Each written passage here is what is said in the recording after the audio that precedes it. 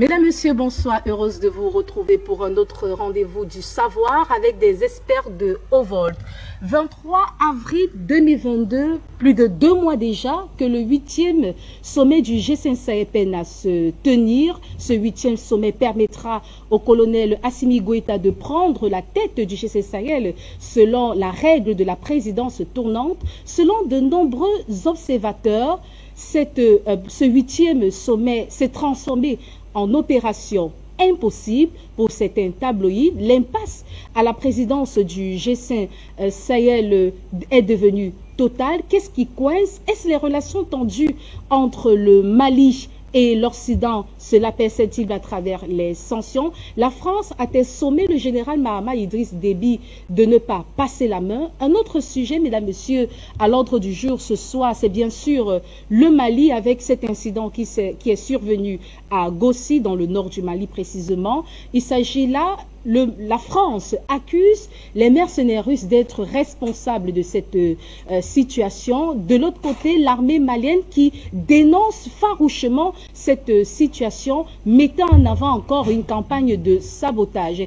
Et bien sûr, on se pose véritablement la question, comment comprendre cette manipulation de la part des médias mensonges? Les règles d'éthique et de déontologie qui gouvernent la profession de journalisme ont-elles foutu le camp? Pourquoi toujours la Russie? Pourquoi toujours le Mali? À quand la fin du film? Pour en parler, Bertrand Tatinda, bonsoir. Bonsoir, Madame Capen. Je suis très content d'avoir été invité aujourd'hui encore une nouvelle fois pour débattre de ces deux problématiques ô combien importantes pour notre continent. Disons bonsoir à vos très nombreux téléspectateurs qui se sont donné la peine de nous écouter. Bonsoir à mes copanélistes que vous allez présenter. Je crois que les échanges seront très intéressants pour comprendre cette problématique du G5 Sahel, éventuellement ce crime contre l'humanité qui semble avoir été commis en présence des forces françaises. Vous voyez donc que nous sommes tous très intéressés par des enquêtes dites internationales. Nous ne comprenons pas pourquoi le procureur de la CPI, ce bavard, ce braillard, cet agité, a tout fait d'aller en Ukraine et ne pas arriver au Mali. Personne ne va échapper. Nous avons la liste de tous les militaires et les officiers français qui sont passés sur cette base. Ils n'iront pas se cacher quelque part dans le Gers, dans l'Allier ou dans le Tarn. Eh bien, chacun répondra le moment venu. Il y a une enquête, les autorités maliennes ont commis une enquête, eh bien, elle est en train de se faire. Nous n'en dirons pas plus. Merci de m'avoir invité. Martin Ombanzi, bonsoir. Bonsoir, madame. Bonsoir à tous les téléspectateurs. Très heureux d'être là. Je pense que le sujet est suffisamment important et grave pour que l'on puisse apporter notre part de lumière par rapport à la situation qui se passe aujourd'hui. Mais il faut déjà dire que l'Afrique continue à être le théâtre de beaucoup de jeux, parce que moi j'appelle ça des jeux. En fait, nous continuons à tenir le tam-tam, mais d'autres continuent à venir le jouer. Bon, malheureusement, est-ce que nous sommes capables aujourd'hui d'être suffisamment responsables pour prendre le taureau par les cornes? C'est toute la question, hein. Toute la question est là. Donc, j'espère que tout au long de cette émission, nous allons essayer d'apporter des idées qui permettront aux uns et aux autres de mesurer la gravité de la situation. Je dis bonjour à mes copanélistes et à tous ceux qui nous regardent. Merci d'être là ce soir, Monsieur Ombazi Martin. Vous êtes économiste, banquier. On rappelle que Monsieur Bertrand Tatinda, analyste politique. Un autre habitué de ce plateau, Monsieur Yantiba. Bonsoir. Heureuse de vous retrouver. Bonsoir, Madame Catherine. Bonheur partagé. C'est un plaisir. Oui, partagé. Vous êtes analyste politique. Oui. Exact. En multiplex, nous avons Luc Michel qui est géopoliticien. Bonsoir. Bonsoir, heureux de vous retrouver. Nous assistons à une curieuse époque. Quand on voit la propagande sur l'Ukraine et maintenant sur le Mali, on a plus l'impression qu'on est dans le roman de George Orwell 1984. On a tout inversé. Des gens qui défendent le nazisme prétendent qu'ils sont des résistants. Et aujourd'hui, je regardais justement BFM sur notre sujet. Ils prétendent que ce sont évidemment les Maliens qui ont commis des crimes et qui sont en train de camoufler les crimes de l'armée française avec les leurs. Nous sommes dans une curieuse époque et c'est véritablement très triste pour la vérité et pour toutes ces choses auxquelles nous croyons. Répondu présent dans le cadre de ce programme Mérite panafricain des Premières Dames, dans le cadre justement de la thématique qui concerne le Mali avec l'incident de Gossi. Nous allons recevoir Daria Platanova qui est observatrice politique. Alors, Dominique Yantimba, jusqu'à ce jour, pas de 8e sommet du G5 Sahel. Selon certains observateurs, ce 8e sommet s'est transformé en opération impossible. Et à la lecture de certains titres de tabloïds français et occidentaux, il s'agit là, l'impasse à la présidence du G5 Sahel est devenue totale. Et on précise que ce sommet, ce 8e sommet très attendu, permettra au colonel Assimi Goïta de prendre la tête de la présidence du G5 Sahel. Quelle est votre lecture? D'ailleurs, plus on verra les choses simplement, mieux ce sera pour tout le monde. Il est évident que le G5 Sahel est un outil, c'est l'un des instruments de contrôle dont dispose la France. En Afrique, on vous dira toujours que oui, ça a été créé par des États africains du Sahel, le Tchad, le Mali, jusqu'à la Mauritanie, etc., le Burkina, le Niger, mais que cette initiative est soutenue par l'ONU et par la France. Non. C'est une initiative inspirée et entretenue par la France parce qu'elle avait besoin particulièrement d'avoir une vue précise sur 2 ou 3 choses. La première, c'est les migrants. Le G5 Sahel est censé lutter contre le trafic des migrants, mais ce n'est pas ça l'objectif de la France, elle s'en fout royalement. Elle a passé des siècles à vendre des Africains, pourquoi elle s'arrêterait? Donc elle peut continuer allègrement, ce n'est pas ça son objectif. L'objectif de la France était de s'assurer qu'elle contrôle l'afflux des subsahariens vers l'Europe, en se donnant une sorte de nouvelle ligne Maginot, dès qu'elle a pu casser la première qu'elle ne contrôlait pas et qui était la Libye. Vous savez que la Libye, pendant longtemps, a permis de recevoir les migrants et en quelque sorte de réguler l'immigration des Africains vers l'Europe. Et la Libye n'existant plus, eh bien, le Sahara est devenu un désert. Donc, qu'est-ce qu'il fallait faire? Il fallait que l'Europe dispose d'une vision en profondeur, d'un avant-poste qui lui permettrait de filtrer toutes les informations relatives à l'immigration des subsahariens particulièrement, pas seulement pour en connaître le nombre, etc., mais pour savoir également quelle était l'origine de la plupart d'entre eux. Ils viennent d'où? Pour savoir quelles étaient leurs compétences, pour quelles raisons ils se déplaçaient. Et ces informations, la France les avait non pas aux frontières de l'Europe, mais dans le Sahel, c'est-à-dire à pratiquement 4-5 000 kilomètres avant qu'eux-mêmes n'arrivent aux frontières de l'Europe. C'est un atout stratégique extrêmement important.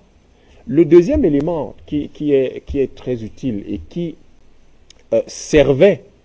aidait beaucoup dans le dispositif, pour le dispositif Barkhane, déjà Serval et non Barkhane, parce que Serval était bien avant, dans le dispositif Barkhane et puis Takuba, c'est qu'il y avait des informations très importantes, très intéressantes sur les armes, la circulation des armes.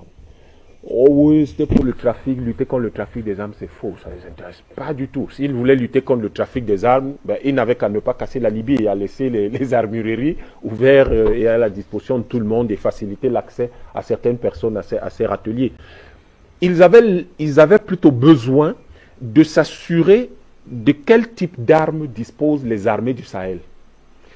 Comment elles s'approvisionnaient et à quelle fréquence, les quantités et le niveau de maîtrise et, disons, de maîtrise dans la qualité de l'utilisation de ces armes-là. Et dont les informations qui circulaient leur permettaient en réalité d'anticiper tous les dispositifs que les États sahéliens pouvaient mettre en place pour pouvoir lutter contre le terrorisme. Puisque de toutes les façons, c'est l'Europe qui a installé le chaos. Il n'était pas comme tel dans le Sahara. Le Sahara et le Sahel ont toujours été des zones extrêmement importantes, des routes commerciales très importantes, qui ont d'ailleurs généralement eu des volumes beaucoup plus importants que les routes de la soie, par exemple, de la Chine. Et donc, c'était des routes qui étaient toujours sécurisées par les royaumes africains. Et le chaos qui s'est installé permettait donc à l'Europe, via ce contrôle des armes qui circulent, mais pas celles qui viennent de Libye, parce que celles qui viennent de Libye ne les intéressaient pas. Ils savaient de quoi il s'agissait, etc. C'était plutôt pour savoir les armées utilisent quoi.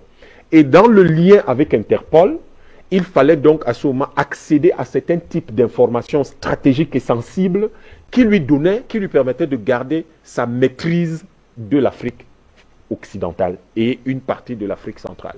Alors, vous savez que c'est très important pour la France parce que c'est ça qu'elle vend à l'ONU, c'est ça qu'elle vend à l'OTAN, c'est ça qu'elle vend à l'Occident, l'OCDE, l'OSCE, pour garder sa place au Conseil de sécurité des Nations Unies en tant que membre permanent et disposé d'un droit de vote, via ce genre de choses, et puis le franc CFA, etc. Mais c'est également grâce à cela qu'elle va être l'une des propositions les plus importantes dans le cadre du dispositif Frontex en Europe. Donc en réalité, quand vous avez tout cela mis bout à bout, et que vous y ajoutez donc ce qui s'est produit au Mali, l'arrivée d'Assimi Goïta au pouvoir, tout ce qu'il a fait depuis qu'il est arrivé là, eh bien, vous allez vous rendre compte que en réalité, il n'y a aucun intérêt pour la France et pour l'Europe, parce qu'il ne s'agit même pas seulement de la France là maintenant. Il y a l'Europe derrière avec Takuba qui y était. Ils n'ont aucun intérêt à ce que ce monsieur que vous voyez à l'écran prenne la tête du Sahel, puisqu'il va en faire autre chose. Il va réellement faire du G5 Sahel un outil de ralliement du Sahel. Sauf qu'il faut tout faire pour que le Sahel ne soit pas uni, pour que le Sahel ne parle pas d'une même voix et pour que le Sahel serve des intérêts qui ne sont pas ceux de la population sahélienne. Et par conséquent, est-ce que Mahamat Idriss Déby a été sommé? Je ne sais pas. Mais quoi qu'il en soit, les faits sont là. Ils sont têtus, c'est qu'il n'y a aucun sommet, il n'y a pas de passation de présidence du G5 Sahel. Donc je crois effectivement, Madame Capen, que ce qui se passe dans cette zone en ce moment, c'est que il n'y aura peut-être pas de sommet de sitôt, à moins qu'Assimi Goïta et le système, parce qu'après, le Mali, c'est pas Assimi Goïta, c'est très européen cette façon de croire que un pays, c'est un visage. Non, c'est pas un visage, c'est un système, c'est une structure, c'est quelque chose qui se met en place. Et c'est dommage de croire que si Assimi Goïta n'est plus là aujourd'hui, alors le Mali redeviendra le Mali de 2012 ou 2013 qui leur a vendu, grâce auquel ils ont prolongé leur colonisation sur le Mali. Non, je ne crois pas. Et donc, c'est difficile que ce sommet-là revienne, et je pense que Assimi Goïta, en tout cas, n'en a pas besoin. Il n'y a qu'à voir comment il se comporte. Alors, vous faites bien d'évoquer la France. Emmanuel Macron a assisté au 7e sommet, justement, du G5 Sahel par visioconférence. Il a souligné que l'enjeu de N'Djamena est, je cite, de passer à une nouvelle étape, d'aller plus loin et plus fort sur la mobilisation collective en matière de lutte contre le terrorisme et de consolidation de notre structuration militaire, mais également d'avoir sur le plan politique et civil le même sursaut. Fin de citation. Est-ce une diversion, Bertrand Tatinda? Déjà, laissez-moi saluer la brillante analyse de mon frère, Monsieur Timba. Il a posé les choses comme il faut. Il a expliqué. Je veux juste ajouter quelques petits trucs et faire quelques remarques sur la brillante analyse qu'il a faite. Je ne commande pas les commentaires de M. Macron. C'est qui M. Macron? Il ne vaut rien, c'est un charabia. Vous croyez que parce que vous alignez des phrases, vous tenez, vous avez dit quoi? Il faut un accord pour que vraiment notre situation... C'est un charabia, ça ne vaut rien du tout. Il a l'argent à mettre. Le G5 Sahel veut l'argent. Et on a fait une étude de faisabilité de cette histoire-là, c'est 500 millions d'euros. Donc au lieu de nous raconter ce charabia, M. Macron devait dire, voilà 500 millions d'euros sur la table. Il n'a pas 5 francs. Il faut les hommes. Je vous donne les superficies du G5 Sahel. Nous, on avait crié ici que ça vaut rien. Déjà, il faut savoir ce que c'est. C'est une alliance militaire ou c'est une entité politique? Parce que ce n'est pas la même chose. Ils luttent contre les terroristes ou ils luttent contre le terrorisme, ou ils luttent contre l'islamisme, ou ils luttent contre l'islam, ou la France est là, notamment pour trouver des Africains pour assurer la sécurité d'Areva et des multinationales françaises. Il faut définir ce que c'est que le G5 Sahel. Nous, on avait crié ici, que vaut le G5 Sahel? Comment vous allez lutter contre le terrorisme dans le Sahel? Vous n'intégrez pas un pays comme l'Algérie. Des 5 pays, le Niger, le Mali, le Burkina, la Mauritanie, le Tchad, ce sont des pays amis. Ce sont des pays qui font ce qu'ils peuvent. Qui a la puissance militaire d'Algérie? En plus, l'Algérie a de l'expérience. L'Algérie a gagné une guerre de libération. Donc, en matière de nationalisme, d'aller à la guerre, personne ne donne des leçons à l'Algérie. Deuxième des choses, l'Algérie a gagné 2 guerres dures contre le djihadisme.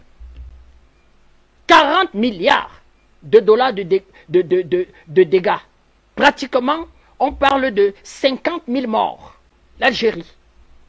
Les généraux algériens. Le peuple algérien. Donc, en matière de robustesse, dans la lutte contre le terrorisme dans le Sahel, excusez-moi, on se refait quand même à Alger. Et tous ces petits voyous que Paris dit combattre, la moitié sont les anciens vétérans de la guerre d'Algérie. Parce que M. Bouteflika, avant de passer ce qu'on va appeler la loi de concorde civile, en référendum, il va dire, une fois que cette loi passe, ceux qui ne sont pas tenus de la respecter sur le territoire algérien partent. Certains djihadistes sont partis. Nous n'allons rien faire contre vous, à une condition, ne pas s'attaquer aux intérêts vitaux d'Alger. Donc il y a eu comme un great man agreement avec ces terroristes. Donc nous avons dit ici, je vous donne les superficies des États du G5 Sahel. Le Mali, c'est 1 241 000 km². Le Niger, c'est 1 030 000 km². La Mauritanie, c'est 1 267 000 km². Le Tchad, c'est 1 284 000 km². Le Burkina Faso, c'est 274 000 km², le plus petit. Rien que si vous prenez les 4 pays, ça veut dire Mali, Mauritanie, et Niger, Tchad, vous êtes pratiquement à 4 700 000 km². C'est 2000 légionnaires français. C'est une armée de 700 000 hommes. 800 000 hommes. C'est 3 milliards de dollars en matériel. Ben, en Ukraine, vous savez à combien sont déjà les États-Unis en termes d'aide militaire sur le clown de Zelensky? 4 milliards 800 000 dollars. L'Union européenne vient de faire une collecte via la Grande-Bretagne. 10 milliards 400 000 euros pour le Fingon Tralala version Ukraine. Un clown qu'on va ramasser sur des plateaux de cirque. On en fera un chef d'État. Puis par les services secrets américains. Ils en sont à les 10 milliards d'euros collectés en Europe, les 4 milliards de dollars, 14 milliards. Où est l'argent du G5 Sahel?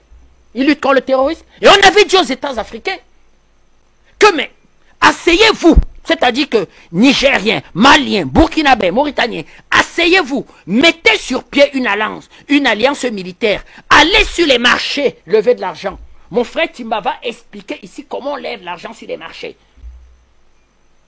Ils ont des atouts, ils ont des valeurs, ils ont des ressources. Allez lever l'argent sur les marchés. Rapprochez-vous même de l'alliance militaire de la CEAC ici, qui avait été inspirée par le patriarche président Paul Biya.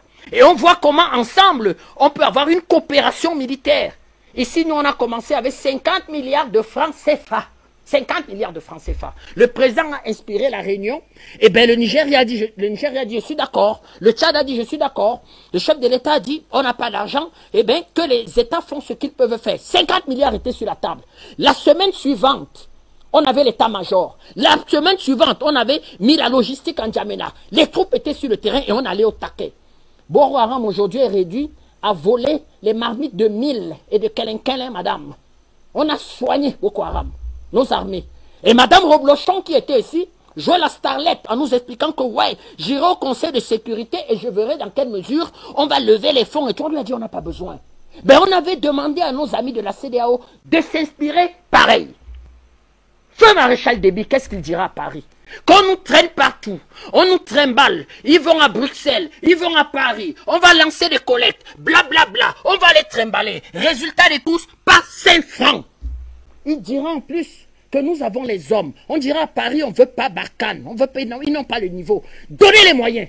Je vous ai dit, ils ont levé 14 milliards d'euros, l'équivalent à peu près du dollar. Si on se dit qu'un dollar vaut 1 euro, en gros, on est dans un débat. 14 milliards d'euros et 14 milliards de dollars. Ils l'ont levé à M. Zelensky. Et alors, ici. Donc vous voyez, madame, nous disons à ces pays du G5 Sahel, si vous voulez continuer d'amuser la galerie, eh bien ce sommet aura lieu pourquoi? Je donne rapidement 3 exemples. Bamako et Paris se disent plus bonjour. C'est Paris qui, au sein de la CEDEAO, a créé un nouvel espace. Je vous ai dit, Paris veut contrôler 4,8 millions de kilomètres carrés. Vous savez ce qu'en termes de valeur, il y a dans le sous-sol de 4,8 millions de kilomètres carrés de ces territoires? Donc, au sein de la CEDEAO, Paris crée un nouvel espace géopolitique qu'il contrôle, une nouvelle instance politique et parade. Monsieur Macron parade, parce qu'il veut se donner une envergure internationale. Il a quel moyen même politique? Il a quel moyen militaire, diplomatique pour parler en Afrique et vouloir être le patron de 4,8 millions de kilomètres carrés. Nous disons à nos amis de la CEDEAO, si vous continuez à faire ce cirque-là, vraiment, nous on avait dit, madame, que ces débats, on ne les fait plus. On les fait aujourd'hui parce qu'il faut bien les faire. C'est une instance de pacotille, elle n'a plus de raison d'être. Tu as un allié militaire comme la Russie. Parlons-en un peu du Mali. Un allié militaire solide, coriace, comme la Russie. Tu es en train de rééquiper tes troupes. Chaque jour, ils se réinstallent sur le territoire. Mais qu'est-ce qu'il te manque? Mais fais une alliance directe, claire, avec des partenaires qui ont la même vision que toi, la même philosophie que toi, et tu vas à la lutte de ces bandits de grand chemin qu'on appelle terroristes. Et qu'est-ce que vous êtes à attendre d'un sommet? Rêvons un instant. Monsieur Goïta sera nommé président du G5 Sahel. Et alors? Ça ajoutera quoi au Mali? Ça ajoutera quoi à sa politique? Ça empêchera Paris de demander à la CEDEAO et à la Banque mondiale. Je viens de voir une dépêche. La Banque mondiale explique qu'elle risque de cesser ses décaissements au Mali parce que le Mali ne respecte plus ses conditions de paiement. C'est Paris, la Banque mondiale. Donc, tu as un partenaire avec qui vous êtes dans une alliance militaire, mais qui t'étrangle, qui t'égorge. Et on nous parle encore de cette histoire de pacotille. Le G5 Sahel est mort depuis. D'ailleurs, Alger rigole. Alger dit, allez faire vos réunions, je vous attends ici. Alger rigole. Donc, il faut arrêter ça, madame. C'est les singeries africaines. C'est une merde, cette histoire. Le général Mahamat Idriss Déby, le 19 décembre dernier, à l'occasion de la commémoration de la journée du Sahel, a déclaré, je cite, que le Sahel ne doit pas être le champ de positionnement pour les puissances aux visées tentaculaires. Fin de citation. Ces propos sont assez profonds et des propos même assez provocateurs. Quelle lecture faites-vous? Moi, je pense que ça, c'est le village à midi. C'est-à-dire que ça n'ajoute rien du tout, ce n'est qu'un discours. Vous savez, dites-moi d'où vous venez, dites-moi avec qui vous fréquentez, je vous dirai qui vous êtes. Est-ce que vous pensez sérieusement aujourd'hui que ces propos-là sont à même de pouvoir être à la hauteur des enjeux? Non, pas du tout. Je pense que ça montre aujourd'hui la faiblesse ou la faiblesse de l'Afrique, des Africains. Comme l'a dit tout à l'heure M. Tatinda, il faut quand même se rappeler à chaque fois que le combat est d'abord financier. Et l'Afrique aujourd'hui joue au petit malin tous les jours. On ne peut pas jouer au petit malin tous les jours. On peut pas jouer au petit malin tous les jours. C'est un problème d'ordre financier. Et nous n'avons pas cette capacité. On s'accroute en s'accrochant. La France ne peut rien nous apporter. La France nous garde l'argent des Africains, des pauvres Africains, dans le compte opérateur. Cet argent-là pouvait permettre à l'Afrique de se positionner de manière libre. Vous ne pouvez rien faire tant que vous dépendez de ces pays-là. Et ces pays-là représentent tous les autres pays. Ne seront pas dupes. On ne peut pas continuer à nous prendre pour des zinzins. On n'en attend rien, comme dit M. Même si vous donnez la présidence, vous pouvez imaginer quand même 5 millions de kilomètres carrés, mais c'est les hommes et c'est les moyens. Vous savez très bien qu'en Afrique, nous sommes incapables de cotiser pour nous-mêmes à l'Union africaine Est-ce que vous pensez normal qu'un tel projet, l'Union africaine ne puisse pas être omniprésente? Vous vous attendez à quoi? Nous sommes incapables. Nous avons monté nos limites. Nous avons décidé d'être soumis jusqu'à la mort. À ce rythme, rien ne se passera. Rien ne peut se passer. On demande des moyens financiers pour pouvoir mettre des hommes. Parce que cette guerre-là, la France, l'Occident, les Européens ne peuvent pas la mener mieux que les Africains. Les Africains n'ont besoin que d'une chose, les moyens financiers. Les moyens financiers, vous les avez où? Vous avez les mains liées à Washington, Bretton Woods, Banque mondiale. Je vous dis, madame, c'est curieux. Moi, je ne sais même plus quoi dire, parce qu'en réalité, on ne peut rien faire. Tant que nous restons là et nous construisons avec le même jeu. C'est les mêmes choses qui datent depuis 60 ans. Les réunions, les organismes qu'on crée, des gens qu'on met. On ne peut pas, c'est anormal que la France soit aussi ridicule. Pourquoi ne pas laisser les choses? On sait ce qui se passe. On sait que ce soit monsieur Goïta, que ce soit le général Déby, moi je ne vois pas de changement. Le changement, c'est dans les actes. Aujourd'hui, on ne voit pas comment, sans les moyens financiers, ces gens-là peuvent combattre. Et puis d'ailleurs, ce qui arrive, les djihadistes, les terroristes, les islamistes, qui arment ces gens? C'est simple. Hein. Pourquoi est-ce que l'Afrique ne pourrait pas dire, ok, nous aussi, nous allons mener une enquête pour savoir d'où viennent les armes de ces gens-là? Une fois qu'on les attrape, qu'est-ce qu'on fait? Toute l'information est cachée. La propagande joue un rôle dont on ne peut plus qualifier aujourd'hui. Donc pour moi, je suis désolé de dire ça. Ça ne produira rien, c'est du cinéma, c'est le village à midi. Le G5 Sahel ne peut pas aujourd'hui, avec les moyens qu'elle a, elle ne peut rien faire. La France fait tout pour continuer à rester, alors qu'on demande que la France parte. Donc le problème est là, elle ne partira jamais tant que les Africains ne sont pas soudés, ne sont pas unis pour lutter pour la même cause. On ne dit pas que nous ne devons pas coopérer, mais nous disons ceci, nous ne pouvons pas continuer à être toujours comme les dindons de la farce. Ce n'est pas normal. On n'en attend rien. Rien ne se passera, que ce soit Gotha, tant que les vrais problèmes ne sont pas mis sur la table, notamment en ce qui concerne les moyens financiers. Je ne pense pas qu'il y ait une sortie plausible sur laquelle les peuples africains peuvent être. Et d'ailleurs, vous savez, moi je l'ai dit ici une fois, que les vraies guerres de demain, c'est sur les frontières. C'est les vraies guerres. C'est-à-dire que, et vous allez voir que tous les pays ont des positionnements qui sont différents. Les uns des autres, ce n'est pas normal. Ce n'est pas normal. Les pays qui sont voisins, qui ont les mêmes frontières, devraient avoir une politique commune de défense des frontières. Mais vous allez voir que chacun va jouer le beau, il arrive à Paris, on ouvre le tapis rouge, il va se balader, on lui promet des trucs. Après, maintenant, quand on regarde après, où est la somme, où est le montant qui est tenu? Rien du tout. Non, les Africains doivent comprendre que pour nos peuples, pour l'avenir, il faut qu'on soit sérieux. Pour le moment, je pense que nous ne sommes pas sérieux. Et on voit très bien que même ceux qui veulent avoir une certaine autonomie et indépendance ne sont pas suivis, ne sont pas épaulés. L'Algérie nous rayonnait. Sans l'Algérie, comme dit Tachida, qu'est-ce que nous pouvons faire? L'espérance de la guerre est longue. L'espérance de la guerre, les moyens financiers même, ils les ont. C'est pour ça qu'ils sont arrivés. Parce que l'Algérie, puissance financière, par excellence, a pu à un moment donné dire au FMI, à la Banque mondiale, je ne veux plus de votre argent.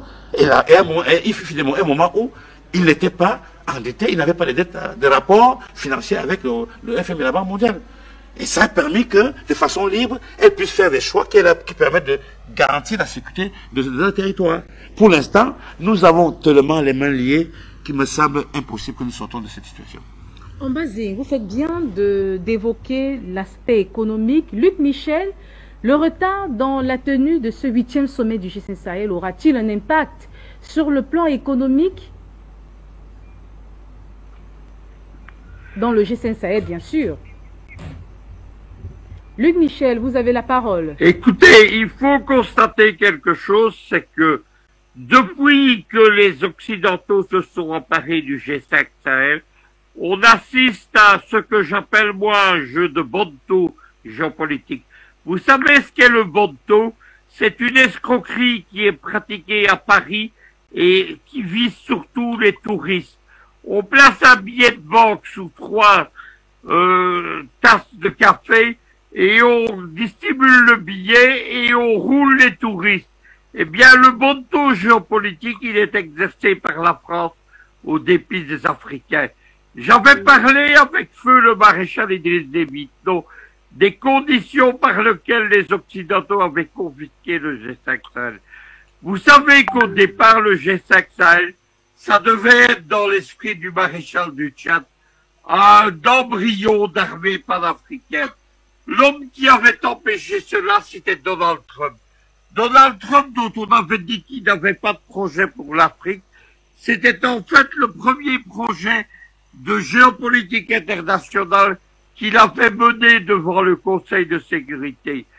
Au moment où les Africains demandaient un mandat du Conseil de sécurité pour un G5 Sahel africain, Trump avait fait refuser ce mandat à l'Afrique et l'avait fait attribuer à Paris et à Berlin. Et à ce moment-là, on avait mis sur la table la question du financement. Il fallait 470 milliards par an pour financer le G5 Sahel. Les Africains pensaient que les Européens allaient l'apporter et ils ont découvert que la France et l'Allemagne apportaient seulement 70 milliards de dollars et pas seulement d'une fois, mais sur 4 années. Le reste, il devait être attribué à des acteurs extérieurs et Trump avait amené les Saoudiens dans l'affaire, c'est-à-dire les parrains du djihadisme sahélien à l'époque. Ces Saoudiens, ils avaient proposé d'apporter 100 milliards de dollars. Cet argent n'a jamais été versé au G5 Sahel. Il a été bloqué sur des comptes. C'était la deuxième opération de cette escroquerie de géopolitique internationale, ce bonneteau occidental et français. Et depuis, évidemment, on a conduit les Français d'escroquerie en escroquerie. Et puis les Russes sont arrivés. Ils ont apporté des moyens. Ils ont apporté leurs firmes paramilitaires.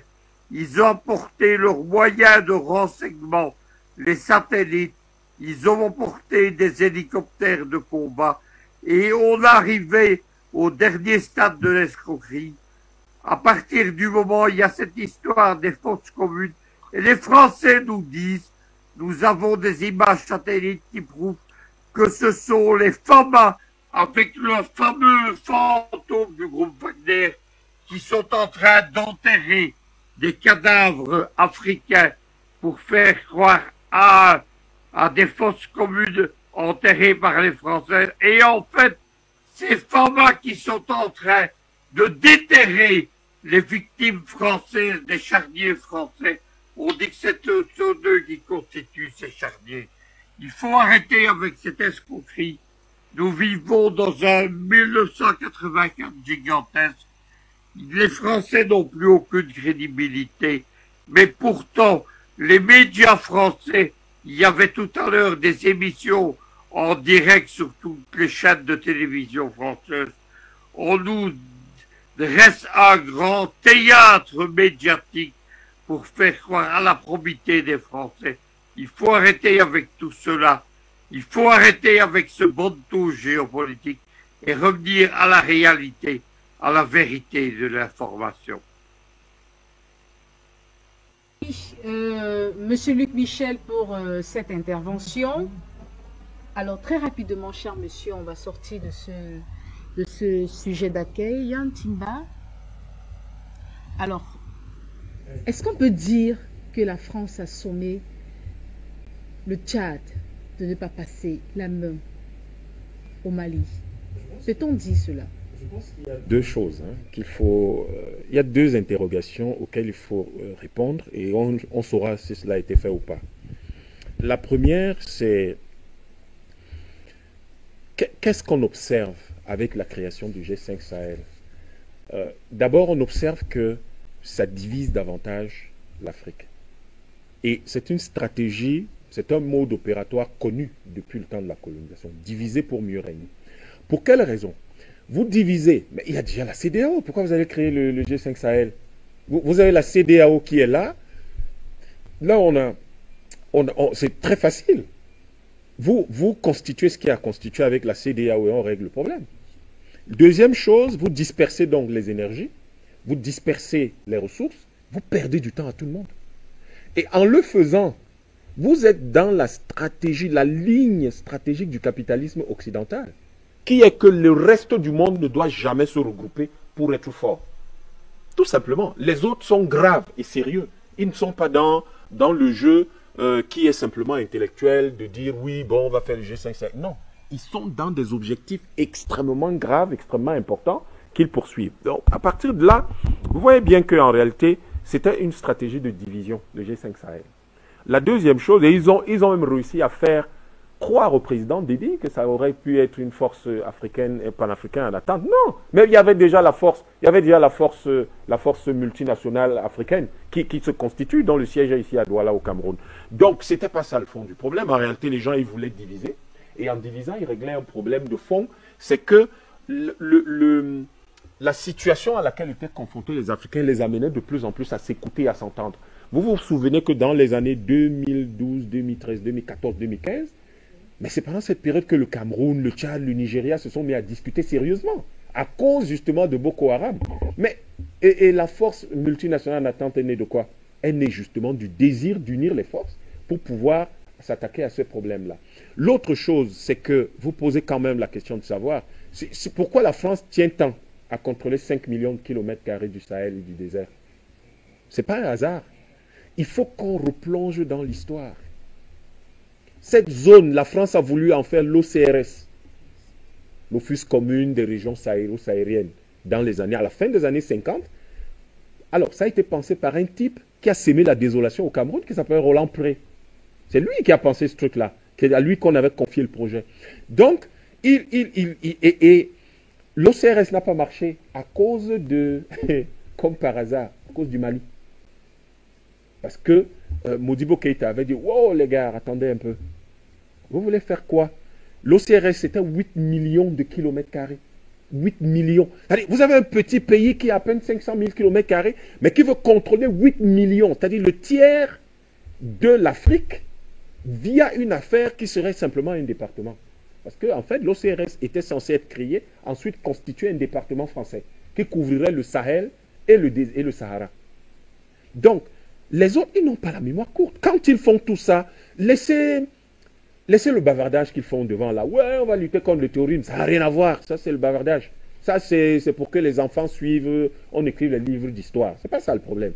Le problème de fond, c'est que vous contrôlez le Sahel, vous éclatez les forces qui sont en présence, les forces politiques qui constituent le Sahel et qui veulent construire le Sahel, dont les États du Sahel. Vous empêchez que ces gens-là s'entendent et ensuite vous contrôlez, vous reconstituez, vous réussissez enfin un projet que vous avez depuis longtemps et dont les éléments essentiels sont quoi, Madame Capen? Sont que vous avez la plus grande réserve d'eau potable dans le monde, sous le désert du Sahara. C'est que vous avez la plus grande réserve d'hydrogène liquide, 98% dans le monde, c'est sous le Mali là, Mali-Algérie. C'est que vous avez ce qui va être, mais attendez, vous aurez les informations bientôt, l'une des plus grandes réserves d'hydrocarbures dans le monde. Cette zone-là, qui va de la Mauritanie au Tchad. Vous croyez que Boko Haram, c'est par hasard? Pas du tout, ils ont cassé la Libye. Pourquoi? C'est parce que cette région-là, il faut qu'ils la contrôlent.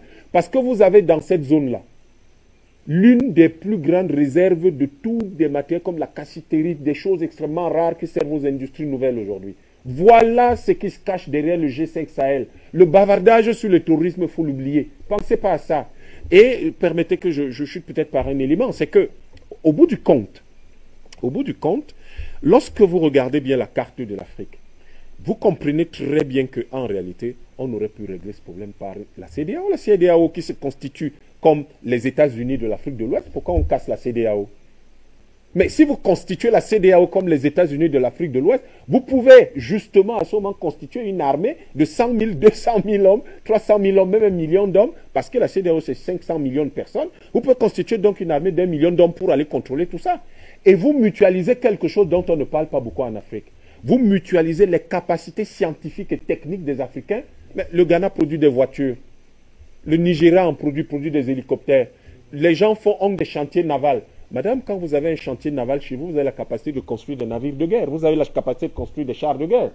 Bon, alors les gens ont tout ça. Et vous croyez que pourquoi ils mettent le G5 Sahel en place? On casse la dynamique qui pourrait permettre que on puisse mettre tout ça en commun et créer donc à la fois les États, dont les institutions, mais également disposer des capacités financières techniques qui peuvent être. Et le dernier élément, c'est qu'en constituant la CEDEAO comme État, les États-Unis de l'Afrique de l'Ouest ou les États-Unis d'Afrique encore mieux, et que vous faites acheter les matières premières en votre monnaie, l'Afrique c'est 33% des matières premières dans le monde.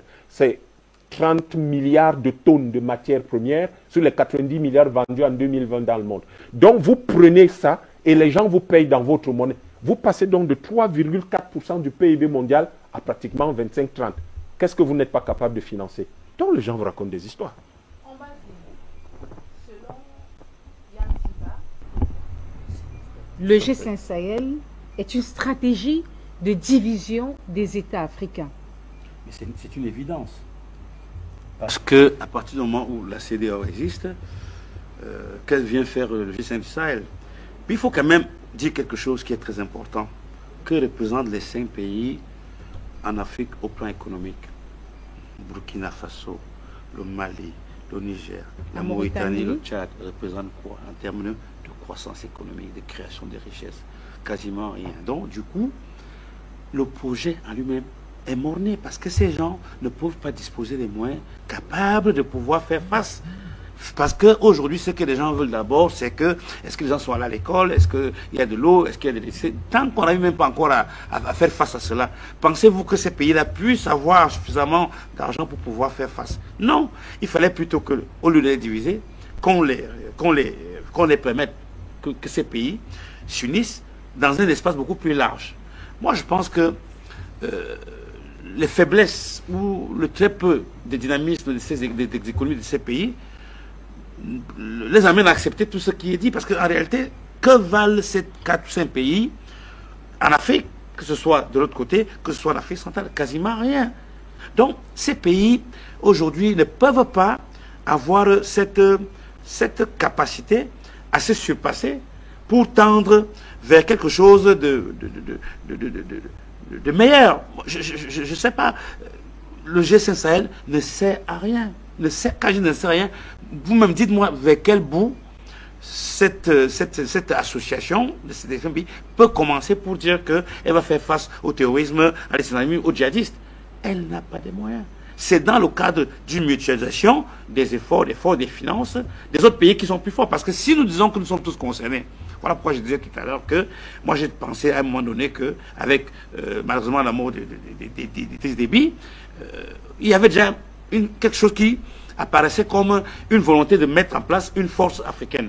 Vous ne pouvez pas continuer à compter sur les gens qui sont là que pour venir exploiter. Pire encore, quel est le lien entre le sous-sol, ces richesses des 30% des matières premières et le développement de ces pays-là? Il n'y a pas de lien, il n'y a pas de rapport. C'est du jour et la nuit. Vous ne pouvez pas avoir autant de richesses, mais sans être capable d'avoir une puissance financière qui peut vous permettre de vivre normalement. Ces gens savent que sans cette partie de l'Afrique, c'est quasiment une grosse partie des matières premières qui leur permettent justement de mettre en place leur politique de développement qui sera mise à nu. Donc pour moi, je ne sais pas comment est-ce que l'on peut faire, et je vous dis encore que l'Union africaine est quasi absente, la CEDEAO quasi absente. Alors quand vous êtes avec des structures comme ça, qui ne peuvent pas représenter leur peuple, madame, vous vous attendez à quoi? Vous vous attendez à quoi? Si les présidents de ces pays-là, ou de toute l'Afrique, ne sont incapables d'être présents, pourquoi l'Union africaine laisse l'Europe, l'Union européenne, la France, venir faire tout ce théâtre et qu'ils ne disent rien? Ils sont de connivence et ils sont d'accord que ça se passe comme ça. Donc ne rêvons pas. Si nous ne pouvons pas franchir le pas et être plus responsables, parce que nous devons travailler pour nos peuples, je pense que le combat est perdu d'avance. Bertrand Tatinda, en quelques mots, très rapidement, nous terminons ce sujet d'accueil.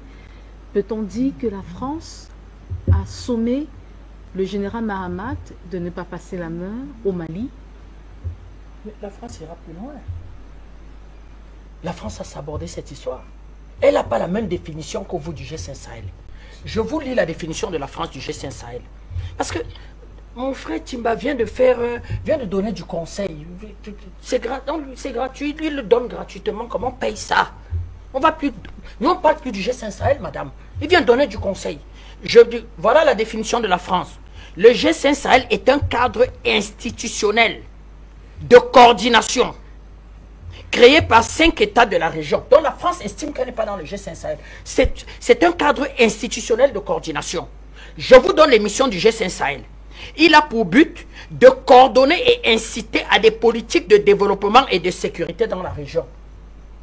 C'est vous qui me dites qu'il faut lutter contre le terrorisme dans le G5 Sahel. Voilà le G5 Sahel. Vous devez inciter les politiques de développement et de sécurité dans la région. C'est la même définition du G5 Sahel qu'a le général Mahamat. C'est la même qu'a M. Goïta. Mais nous devenons la farce du monde. Les Africains devraient avoir honte. Nos singeries ne font plus rire personne.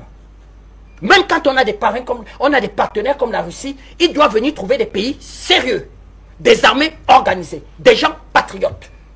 On ne va pas venir trouver des gens qui s'amusent.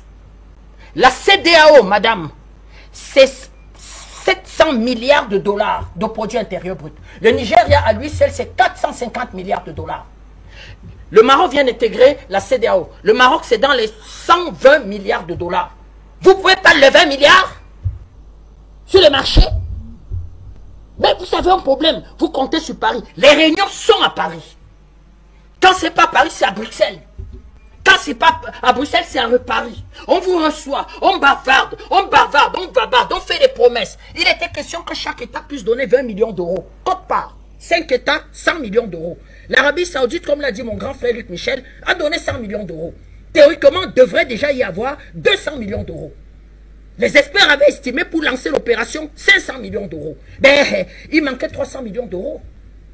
Même les Dangote, les Papa Kadji, ce patronat patriote africain, on aurait dit vraiment, chers patriotes, il y a 300 millions d'euros. Ils auraient trouvé les difficultés à lever 300 millions d'euros. Nous, on ne veut plus nous inscrire dans ce genre de singerie. Commenter ces histoires devient un problème.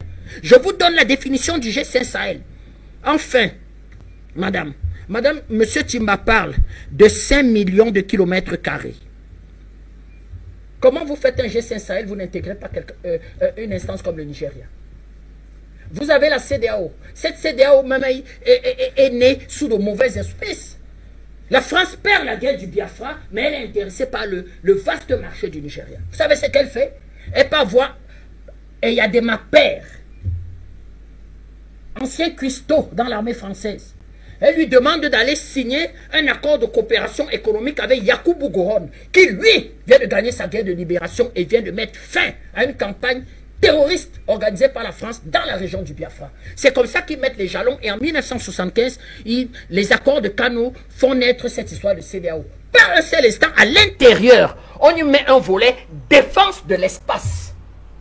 Qu'est-ce qu'on construit quand il n'y a même pas de politique de défense de l'espace? Il a fallu attendre le général Babangida au début des années 93 pour mettre les Comores et dire sur lui, je suis quand même le grand Nigérien de cette histoire. Il faut régler le problème du Libéria. Et cette histoire de problème Libéria va vampiriser la CEDEAO. C'est la crise au Libéria qui va créer la crise en Sierra Leone, qui va interférer de façon négative dans la crise ivoirienne, qui va envenimer la CEDEAO. Où ont été les véritables réponses? Donc vraiment, ça devient un cirque. Il faut que le Mali sorte de cette histoire rapidement, nous disons, parce que c'est une distraction pour les autorités de Bamako. En ce moment, ils ont affaire au Fonds monétaire international. Hein. Chaque mois, M. Goïta doit faire une quadruple réflexion pour payer ses militaires et payer ses fonctionnaires. Il est en train de mettre un accord militaire qui marche. Le peuple malien est derrière lui. Il est en train de voir dans quelle mesure libérer son pays. Il a de potentiels alliés. Je chute. Mais nous aussi dans la CEMAC, on ne voit pas les officiels maliens. Je l'ai toujours dit, Une visite de courtoisie de M. Diop, ici dans la CEMAC. Vous savez, dans la CEMAC, c'est des gens qui ont 40 ans de pouvoir. Ça gêne certains, c'est leur problème. Donc, ils ont un peu d'expérience. Ils ont vécu tous les coups d'État. Ils ont vécu tous les campagnes de déstabilisation. Ils ont tous eu des mouvements sécessionnistes.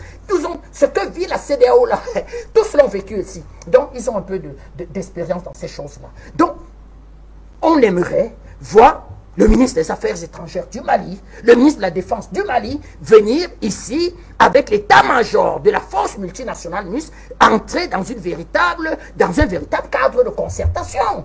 Sans Paris. sans Paris. On ne va pas accepter que Paris soit. Eh bien, excusez-moi de dire aussi, on a un partenaire, le Tchad.